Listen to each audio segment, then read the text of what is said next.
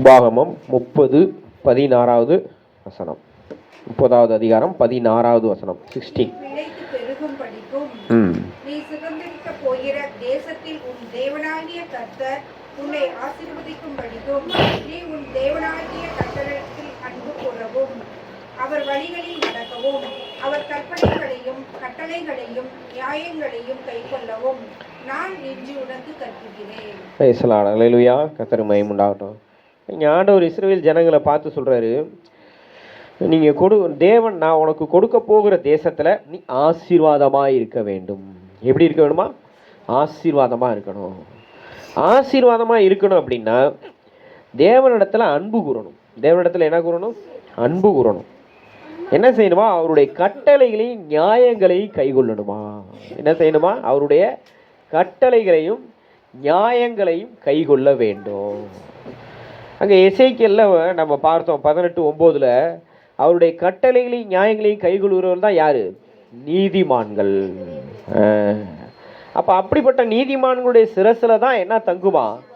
ஆசீர்வாதம் தங்கும். இப்போ நம்ம ஆசீர்வாதமாக இருக்கணுங்கிறது தான் தேவனுடைய சித்தம். என்னது? சிறுவேளை ஆசீர்வதிப்பதே கர்த்தருக்கு பிரியமாக இருக்கிறது. நம்ம எல்லாருமே பார்த்தீங்கன்னா நம்பிக்கை இல்லாதவர்களாக, தேவன் அற்றவர்களாக, இஸ்ரவேலின் காணியாட்சிக்கு புறம்பானவர்களாக இருந்தோம். எப்போ? ரட்சிக்கப்படுவதற்கு முன்னதாக, ஞானஸ்நானம் எடுப்பதற்கு முன்னதாக. புறஜாதிகள் தான். இப்போ கூட நம்மலாம் யார் தான்? மாம்சத்தின்படி புறஜாதிகள் தான். ஆனால் ஆண்டவர் நம்மளையெல்லாம் இப்போ என்னவா மாற்றிருக்கிறாரு? ஆவிக்குரிய இஸ்ரவேலர்களாக மாற்றியிருக்கிறாரு. என்னவா மாற்றியிருக்கிறாரு? உள்ளத்தின்படி யூதனானவனே யூதன். அப்போ உலக பிரகாரமாக, சரீர பிரகாரமாக, மாம்சத்தின்படி ஆபிரகாமுக்கு அவருடைய பிள்ளைகளுக்கு பிள்ளைகளுக்கு பிள்ளைகளாக வந்தவர்கள் தான் யார்? இஸ்ரவேலர்கள், 12 கோத்திரத்தார். அவங்கள பார்த்து தான் ஆண்டவர் இங்கே சொல்கிறாரு, நீ ஆசீர்வாதமாக இருக்க வேண்டும் என்று. எப்படி இருக்கணும்னு சொல்கிறாரு? ஆசீர்வாதமாக இருக்கணும்னா நீ என்ன செய்யணும்? பிழைத்து பெருகணுமா? எப்படி என்ன செய்யணுமா? பிழைத்து பெருகணும். அப்போ ஆண்டவர் என்ன சொல்கிறார் அப்படின்னா, கட்டளைகளையும் நியாயங்களையும் கை கொள்ளுங்கப்பா. கட்டளைகளையும் நியாயங்களையும் என்ன செய்யுங்க? கை கொள்ளுங்க. கட்டளைகளையும் நியாயங்களையும் கை கொள்ளுனா 3 காரியம் மிக மிக அவசியம். கட்டளைகளையும் நியாயங்களையும் கை கொள்ளுனா என்ன அவசியம்? 3 காரியங்கள் மிக மிக அவசியம்.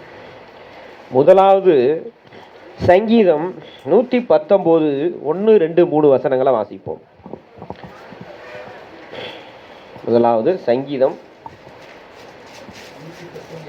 119 1, 2, 3. கர்த்தருடைய வேதத்தின்படி நடக்கிற உத்தம மார்க்கத்தார் பாக்கியவான்கள்.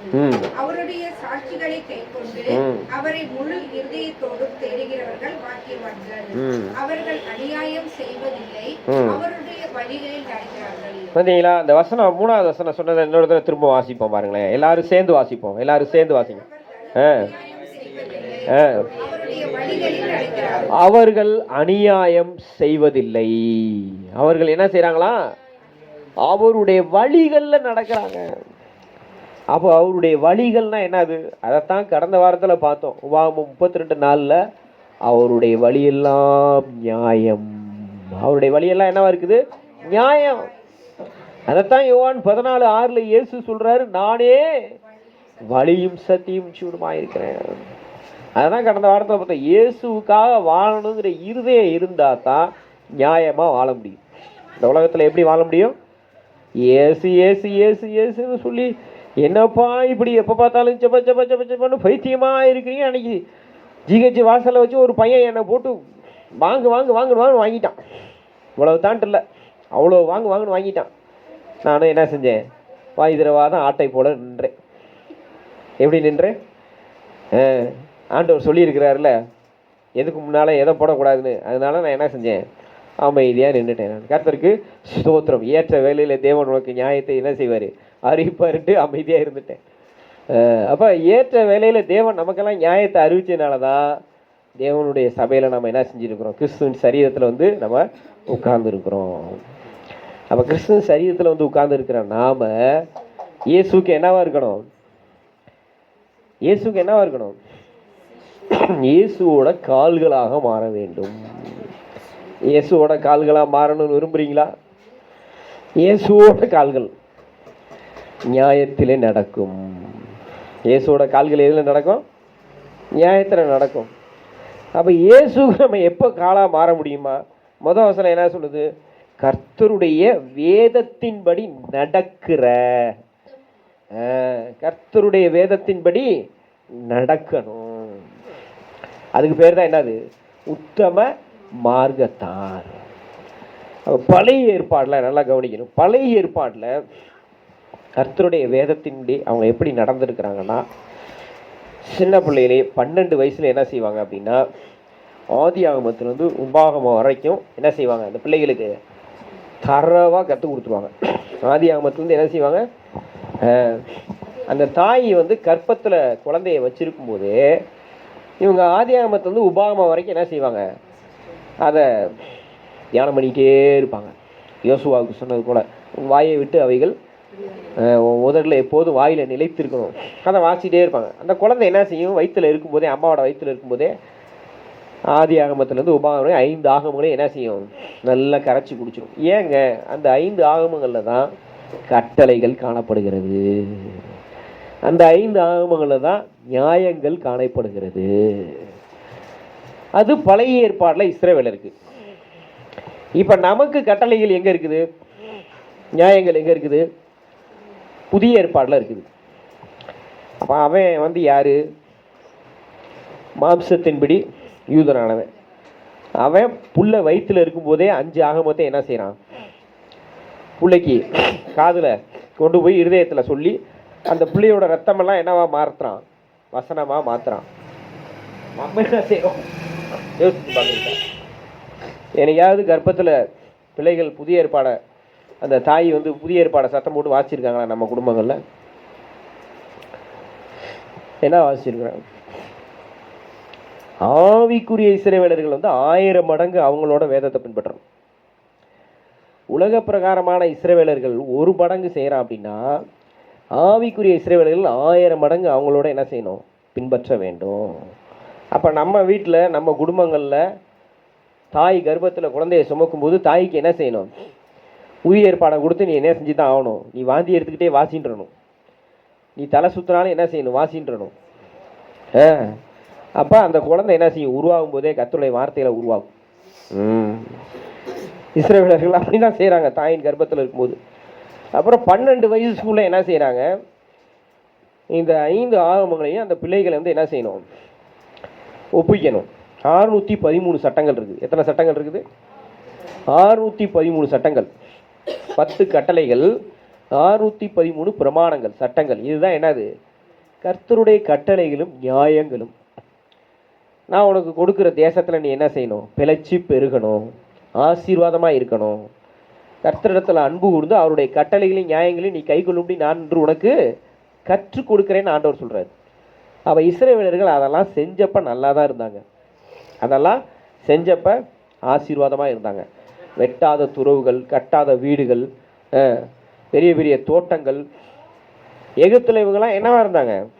அடிமைகளாக இருந்தாங்க. அடி, செம்ம அடி, செங்கல் அருகெல்லாம் என்ன விடுவோம்? செம்ம அடி விடுவோம். அப்படிப்பட்டவனை கொண்டு வந்து பாலும் தேனுங்கிற ஓடுற தேசத்தை கொடுத்து, நீ இந்த தேசத்தில் பிழைச்சி பெருகுன்னா நீ இதெல்லாம் செய், இந்த தேசத்தில் நீ ஆசீர்வாதமாக இருக்குன்னா இதெல்லாம் செய் அப்படிங்கிறார் ஆண்டவர். அப்போ இன்னைக்கு நம்ம புதிய ஏற்பாட்டு சபையாக இருக்கிற நம்ம, ஆவிக்குரிய இஸ்ரவேலர்களாக இருக்கிற நமக்கு நியாயம் எது தெரியுமா? கட்டளை எது தெரியுமா? புதிய ஏற்பாடு. அதுக்கு பேர் தான் என்னது? புது உடன்படிக்கை. அதுக்கு பேர் என்னது? புது உடன்படிக்கை. இந்த புது உடன்படிக்கை எப்படி உருவானது? அதனுடைய சத்தியங்கள், அதில் இருக்கிற சரித்திரங்கள்லாம் மத்தேயு, மார்க்கு, லூக்கா, யோவான், அப்போஸ்தலர்கள் வரை இருக்குது. ரோமர்லேருந்து யூதா வரைக்கும் நம்ம எப்படிலாம் வாழணும், எப்படிலாம் வாழக்கூடாதுங்கிற கட்டளைகள், நியாயங்கள்லாம் இருக்குது. அப்போ தினந்தோறும் நம்ம எதை வந்து வாசிக்கணும், எதை தியானம் பண்ணணும்னா, ரோமர்லேருந்து யூதா வரைக்கும் உள்ள நிருபங்களை நல்லா தியானம் பண்ணணும். அதை விட்டுட்டு நம்ம என்ன செய்யக்கூடாது? மற்ற வேலைகளை பார்க்கக்கூடாது. மற்ற வேலைகளை பார்த்தோன்னா என்ன நடக்கும் அப்படின்னா, கண்டிப்பாக ஆண்டவர் கொடுத்துருக்கிற இந்த புதிய ஏற்பாடில், இந்த கிருபையின் காலத்தில் நமக்கு தேவன் வைத்திருக்கிற ஆசீர்வாதங்கள் மகத்துவமானது. எடுத்து வாசிங்க, எபேசியர் 1:3 எடுத்து வாசிங்க. எபேசியர் 1:3.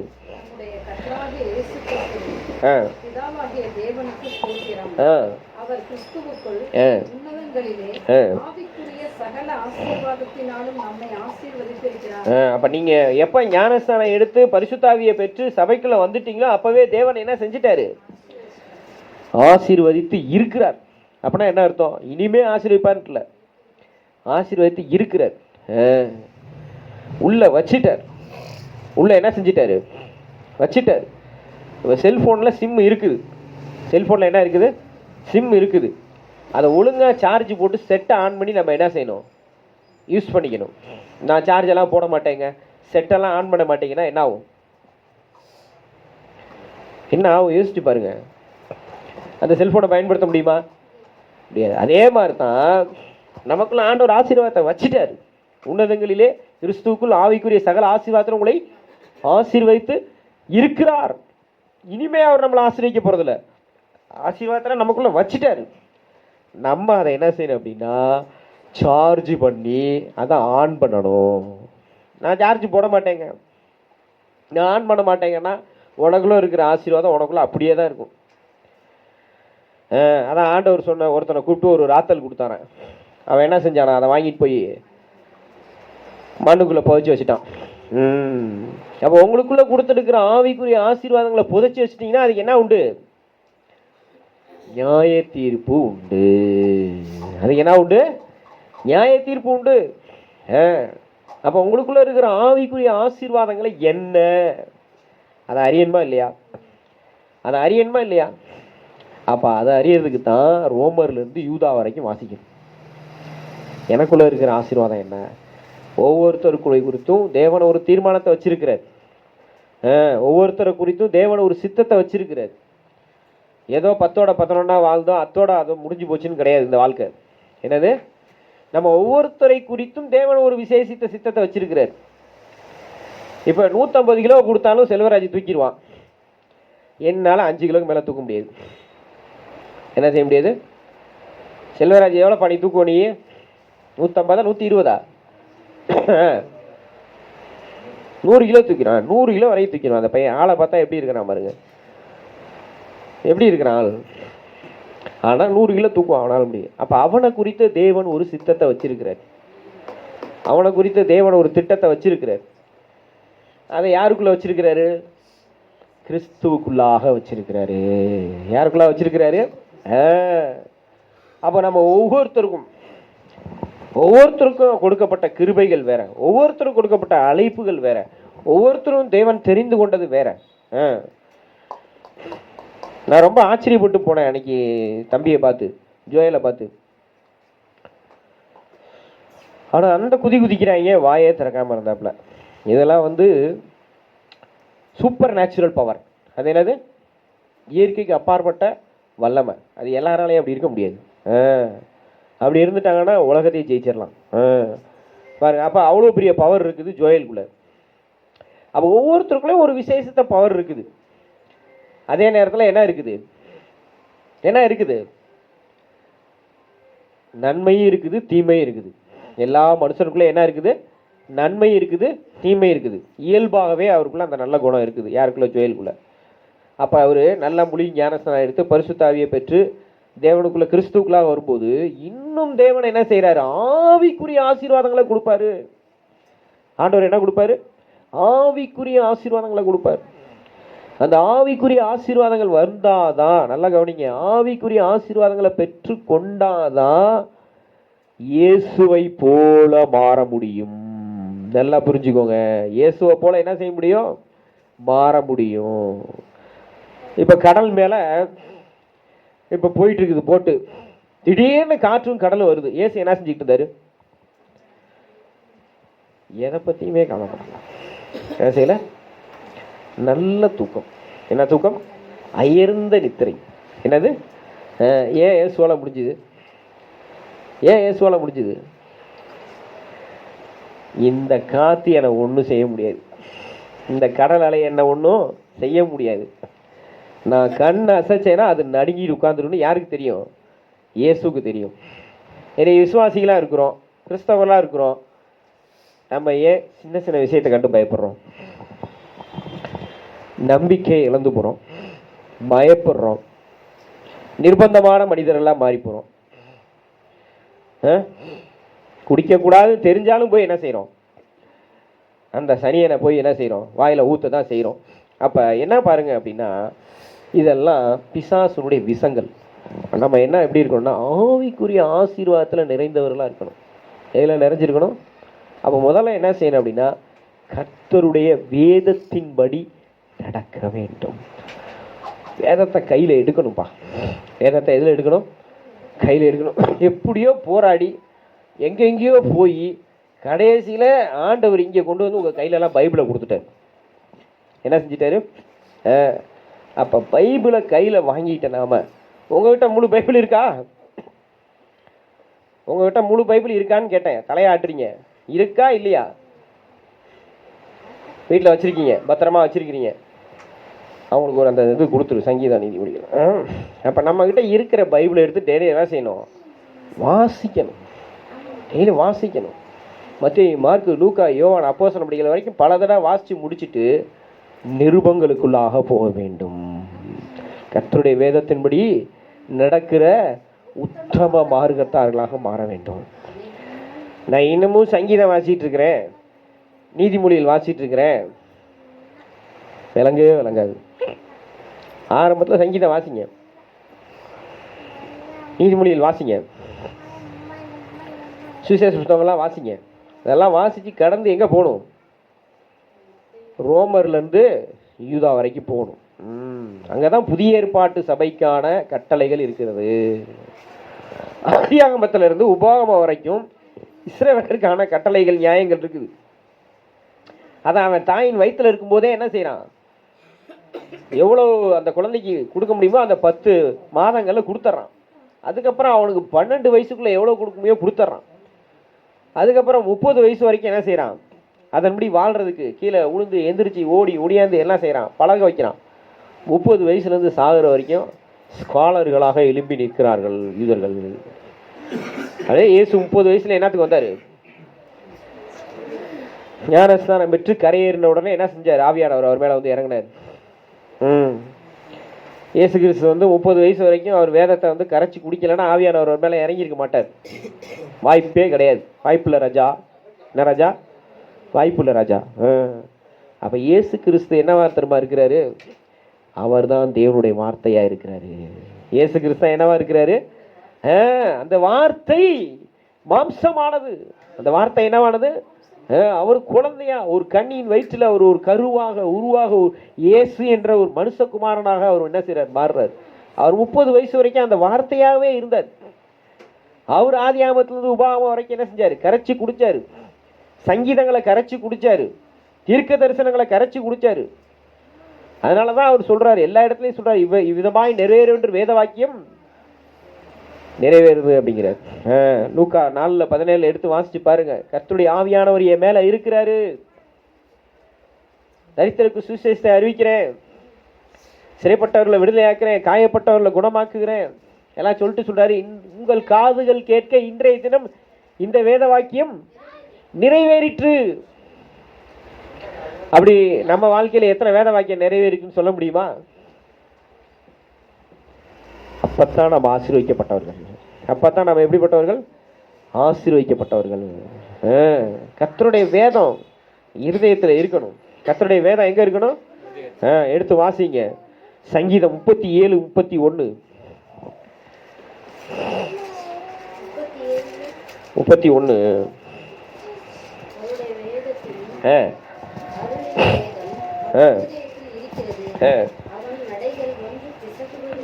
பார்த்தீங்களா? அவருடைய தேவன் அருளிய வேதம் பரணியில் இருக்கிறது, மாடத்தில் இருக்கிறது, பேக்குக்குள்ள இருக்குது. அப்படியா இருக்குதுங்க வசனம்? எங்க இருக்குது வேதம்? எங்க இருக்கணும்? இருதயத்தில் இருக்கணுங்க. வேதம் எங்க இருக்கணும்? அதுதான் இஸ்ரவேல் அவங்க தாயெல்லாம் வந்து குழந்தையா இருக்கும்போதே அந்த வேதத்தை இருதயத்துக்குள்ள கொண்டு போகிறாங்க, வளர்க்கும் போது இருதயத்தில் கொண்டு போகிறாங்க. வாழ்நாள் முழுதும் அந்த 5 ஆகமங்களும் அவன் என்ன செஞ்சுக்கிட்டே இருக்கிறான். யோசுவா ஆண்டவர் பார்த்து சொன்னதை அதை பிடிச்சிக்கிட்டான் அவன். அதை பிடிச்சிக்கிட்டான் அவன். அப்போ ஆவிக்குரிய இஸ்ரவேலர்களாக இருக்க வேண்டிய நம்ம எப்படி இருக்கணும் அப்படின்னா, அவர்களை பார்க்கலாம் 1000 மடங்கு வேதத்தை என்ன செய்யணும், ரோமர்லேருந்து யூதா வரைக்கும் என்ன செய்யணும், வாசிச்சுக்கிட்டே இருக்கணும். வாசிச்சுக்கிட்டே இருக்கணும். நீங்கள் வாசிச்சுக்கிட்டே இருந்தீங்க அப்படின்னா அது தியானமாக உங்களுக்குள்ள தன்னால் மாறும். அப்போ தான் உங்கள் இருதயத்தில் வேதம் வரும். இருதயத்தில் வேதம் வந்தால் என்ன ஆகுதா, நடைகள் பிசகுவதில்லை. அப்படின்னா என்ன அர்த்தம், சரியாக நியாயத்தில் நீ நடப்ப, சரியாக கட்டளைகளை நீ நடப்ப. நியாயத்தில் நடந்தால் தான் ஆசீர்வாதம். நியாயத்தில் நடக்கலாம் என்ன கிடையாது. வழி பிசகிடுச்சுன்னா என்ன ஆகும், நடந்து போகும்போது கால் பிசங்கிடுச்சுன்னா என்ன ஆகும், கால் பிசங்கிடுச்சுன்னா என்ன ஆகும், வலி பிங்கி எடுத்துரும், அப்புறம் கட்டு போடணும். சிலருக்கு கால் உடஞ்சி கூட போயிடுது. சிலருக்கு கால் என்ன செய்யுது, உடஞ்சி போய் அப்புறம் அதுக்கு தனியாக ஆப்ரேஷன். ஏங்க அநியாயத்துக்குள்ளே போனால் அதெல்லாம் நடக்க தான் செய்யும். அதுக்கு பேர் தான் என்னது, சாபங்கள். சாபங்கள் வந்துச்சுன்னா என்ன வரும், வலி வரும், வேதனை வரும், தாங்க முடியாத துன்பங்கள் வரும், சஞ்சலங்கள் வரும், கண்ணீர் வரும், கைவிடப்பட்ட நிலை வரும், சந்தேகம் வரும், பயம் வரும், ஊசல் ஆடும். ஜீவன் என்ன ஆடும், ஜீவன் இப்படி இப்படி ஊசல் ஆடும்.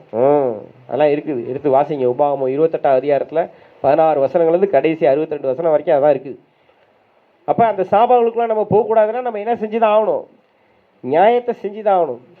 அப்போ நியாயத்தை நம்ம கற்றுக்கொள்ளணும்னா புதிய ஏற்பாட்டு சபையை பொறுத்த வரைக்கும் நியாயம் வந்து எது, ரோமர்லேருந்து யூதா வரைக்கும் வாசிச்சு தான் ஆக வேண்டும். 2வது வசனம் வாசிங்க. 119 சங்கீதம் 2வது வசனம்.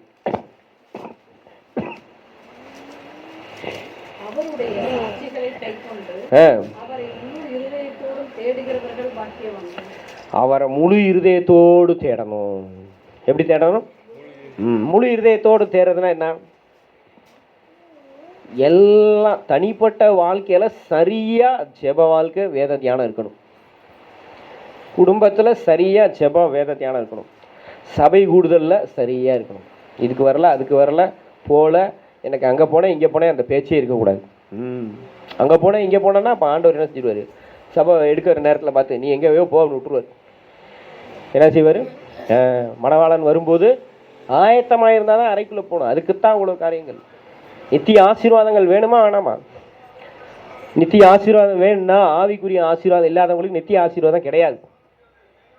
ஆவிக்குரிய ஆசீர்வாதங்களை பெற்றுக்கொள்ளாதவங்களுக்கு நித்திய ஆசீர்வாதம் கிடையாது. உலக ஆசீர்வாதங்களை தேவனிடத்திலிருந்து பெறணும். உலக ஆசீர்வாதங்களை யார்கிட்ட பெறணும், தேவனிடத்திலிருந்து பெறணும். இன்னைக்கு உலக ஆசீர்வாதங்களை நம்ம சொந்த பலத்தினால பெற்றுக்கொண்டு இருக்கிறோம். 1. 2வது உலக ஆசீர்வாதங்களை பிசாசிடத்திலிருந்து பெற்றுக்கொண்டு இருக்கிறாங்க. தேவனிடத்திலிருந்து பெற்றவர்கள் சொற்பமானவர்களே. ஏங்க, ஆவிக்குரிய ஆசீர்வாதத்தில் நல்லா வளர்ந்து வரும்போது தான் தேவனிடத்திலிருந்து உலக ஆசீர்வாதங்களை பெற்றுக்கொள்ள முடியும். தேவன் கொடுக்குற உலக ஆசீர்வாதம் தனியாக இருக்குது, அது வேற. நாமளா இன்னைக்கு உலக ஆசீர்வாதங்களை பெற்றுக்கொண்டு தேவன் கொடுத்தாருன்னு நினைச்சிட்டு இருக்கிறோம் அப்படின்னா அதற்கேற்ற ஆவிக்குரிய ஐஸ்வர்யம் உங்களுக்குள்ள இருக்கிறதா என்பதை நிதானித்து பாருங்க. அப்போ அந்த ஆவிக்குரிய ஐஸ்வர்யங்களை வேணா என்ன தெரியுமா, அவருடைய சாட்சிகளை கை கொண்டு அவரை முழு இருதயத்தோடும் தேடுகிற பாக்கியவான்களாக இருக்க வேண்டும். அவர்கள் என்ன செய்கிறார்களா, அநியாயம் செய்வது இல்லை. அப்படின்னா என்ன அர்த்தம், அப்படின்னா என்ன அர்த்தம், அவங்க யாருக்கும் அநியாயம் செய்ய மாட்டாங்க. யார் அவங்களுக்கு அநியாயம் செஞ்சாலும் அதை என்ன செய்வாங்க, பொறுத்து கொள்வார்கள். ஆனால் இவங்க எதில் தான் போவாங்க, கர்த்தருடைய வழியாகிய நியாயத்தில் தான் போவாங்க. நல்லா விளங்கி கொள்ளணும். அப்போ நம்முடைய இருதயத்தில் வேதம் இருந்தால் வழி பிசகாது. நம்முடைய சரீரத்தில் நம்முடைய கால்கள் நியாயத்தில் போகணும். அப்போ தான் கர்த்தர் ஆசீர்வதிப்பார். அடுத்த எடுத்து இன்னொரு வசனம் வாசிங்க. மல்கியா 2:6. மல்கியா 2:6.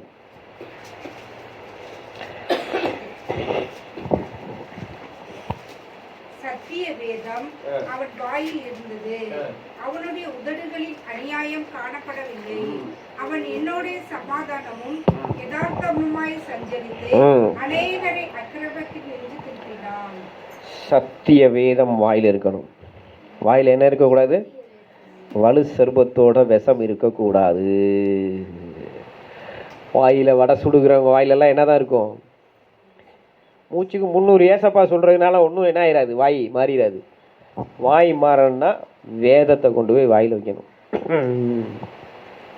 வேதத்தை முதல்ல எங்கே வைக்கணும்? இருதயம் நிறைஞ்சுதுன்னா வாய் என்னவா மாறும்? இதயத்தில் வசனமே இல்லையே. ஒரு நாளைக்கு ஒரு வசனம் கூட படிக்க மாட்டேங்கிறோம். காலத்தை பார்த்தால் என்னவா இருக்க வேண்டியவர்கள்? போதவர்களாக இருக்க வேண்டியவர்கள் சீசர்களாக கூட இருக்க மாட்டேங்கிறோம். விசுவாசியாக கூட இருக்க மாட்டேங்கிறோம். அநேக நேரங்கள்லாம் அவிசுவாசியிலும் கெட்டவனாக மாறிடுறோம். என்னவா மாறிடுறோம்? இருக்குது, வசனம் இருக்குது. எடுத்து நிருபங்களை எடுங்களேன், காமிக்கிறேன். அதுதான் நிருபங்கள் படிக்கணுங்கிறது. எடுத்து வாசிங்க. 1 தீமோத்தேயு 3வது அதிகாரம் 6வது வசனம் வாசிங்க. அவன் இருமாப்படைந்து பிசாசு அடைந்த ஆக்கினையிலே விழாதபடிக்கு நூதன சீசனாய் இருக்கக்கூடாது. என்ன சீசனாக இருக்கக்கூடாது? இப்படிப்பட்டவங்க எப்படி இருப்பாங்களாம்? அவிசுவாசிகளும் கெட்டவங்களா மாறிடுறாங்களாம். இவங்க என்ன செய்வாங்க? நியாயத்தை தெரிஞ்சும் செய்ய மாட்டாங்க. நியாயத்தை தெரிஞ்சு என்ன செய்ய மாட்டாங்க? செய்ய மாட்டாங்க. நூதன சீசர்கள். இவங்களாம் யாரு? நூதன சீசர்கள். பாட்டு நல்லா பாடுவாங்க, ஜெபம் நல்லா பண்ணுவாங்க, ஆனால் சத்தியத்தின்படி வாழ்கிறதுனா மட்டும் அவங்களுக்கு என்னது? அதெல்லாம் பார்த்துக்கலாம், அதெல்லாம் ஆண்டவர் பார்த்துக்குவார். அதெல்லாம் என்னது? அதெல்லாம் ஆண்டவர் பார்த்துக்குவார். நமக்கு தேவை என்னது? ஆசீர்வாதம். நமக்கு தேவை என்னது? பாக்கெட் ரொம்பணும், என்ன செய்யணும்? நல்லா மிடுக்கணும். என்ன செய்யணும்? நல்லா மிடுக்கணும். அதெல்லாம் கிடையாது. என்ன செய்யணும்? ஆவி ஆத்மா சரீரத்தில் சத்திய வேதம் இருக்க வேண்டும். இருதயத்தில் சத்தியம் இருக்கணும். நம்முடைய கால்களில் சத்தியம் இருக்கணும். நம்முடைய வாயில் என்ன இருக்கணும்? வாயில் என்னத்தை தேடினாங்களாம்? சத்திய வேதத்தை தேடினாங்களாம். அவன் உதடுகள் என்ன இல்லையா? அநியாயம் இல்லை. உதடுகள் என்ன இல்லை? உதடுகளில் பாம்பின் விஷம் இருக்கக்கூடாது. பாம்பின் விஷம்னா என்னது? பேச்சில் கள்ளத்தீர்க்கதரிசியை வெளிப்படுத்துறது, செயலில் அந்தி கிறிஸ்துவை வெளிப்படுத்துறது. எதை சாப்பிடக்கூடாதுங்கிறத அதை சாப்பிட்றது, குடிக்கிறது. எதை பேசக்கூடாதோ அதை பேசுறது. இதெல்லாம் வந்து என்னது? பாம்பினுடைய விஷங்கள். அவங்களுக்கெல்லாம் சாபங்கள் தான் கிடைக்கும். அப்போ நம்ம நல்ல நியாயமாக என்ன செய்யணும்? நம்ம வாயிலேருந்து பேசினா என்னத்தை பேசணும்? தேவனுடைய வார்த்தையை பேசணுங்க. வாயில் என்ன இருக்கணும்? சத்திய வேதம் இருக்கணும். உதடுகள் என்ன இருக்காது? அநியாயம் இருக்காது. அவன் என்ன செஞ்சானா? தேவனோடு யதார்த்தமாக சஞ்சரிச்சானா. எப்படி சஞ்சரிச்சானா? பயங்கரமான ஒரு ரகசியம் இது. இதைத்தான் ஏனோக்கு செஞ்சான். இதை தான் யார் செஞ்சா? ஏனோக்கு செஞ்சான். அப்போ ஏனோக்கு என்ன செய்யப்பட்டானா? காணப்படாமல் போனான். ஏனோக்கு எப்படி போனான்? அப்போ நம்ம ஒரு நாள் கர்த்தருடைய வருகையில் போகணும் அப்படின்னா தேவனோடு யதார்த்தமாக சஞ்சரிக்கணும். தேவனோடு எப்படி சஞ்சரிக்கணும்? அப்போ யதார்த்தமாக சஞ்சரிக்கிறதுனா என்னது? அவரும் நம்மளும் ஒன்றா நடக்கிறது. அவரும் நம்மளும் எப்படி நடக்கிறது? அப்போ அவருடைய வழிகளில் நடக்கிறது. அதுக்கு பேர் தான் என்னது? நியாயம். அவருடைய வழிகள் நடக்கிறதா என்னது? நியாயம். அவருடைய வழிகள் என்ன கிடையாது? நியாயக்கேடு கிடையாது. நியாயக்கேடு இல்லாத சத்தியமுள்ள தேவன். அவர் எப்படி உள்ள தேவன்? நியாயக்கேடு இல்லாத சத்தியமுள்ள தேவன். அவருடைய வழிகள் எல்லாம் நியாயம். அதுக்கு நம்ம ஒரு சில வேத வசனங்களை வேகமாக வாசிச்சுட்டு நீங்கள் ஜெபிக்க இருக்கிறோம். எடுத்து வாசிங்க. 1 ராஜாக்கள் 8:58 எடுத்து வாசிங்க. 1 ராஜாக்கள் 8:58.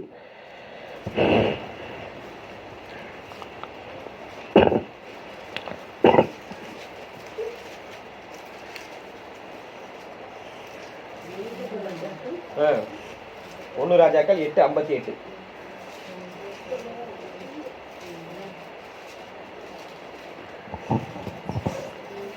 நானூற்றி 38வது பக்கம். நாம் அவருடைய வழிகளில் எல்லா எல்லாம் நடக்கிறதற்கும் ம் அவர் நம்முடைய பிதாக்களுக்கு கட்டளையிட்ட அவருடைய கற்பனைகளையும் அவருடைய கட்டளைகளையும் அவருடைய நியாயங்களையும் கைக்கொள்கிறதற்கும் நம்முடைய இருதயத்தை நம்மிடத்தில் சாய பண்ணுவாராக. பார்த்தீங்கன்னா நம்முடைய இருதயம் யார்கிட்ட சாயணும்? அல்லேலூயா. இயேசு இடத்துல நம்ம இருதயம் என்ன செய்யணும்? சாய வேண்டும். இருதயம் இயேசு இடத்துல என்ன செய்யணும்?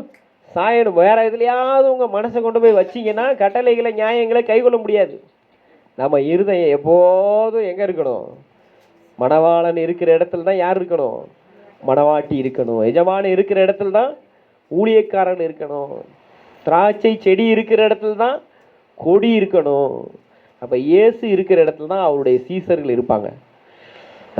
தம்மிடத்தில் நம்முடைய இருதயத்தை சாய பண்ணுவாராக.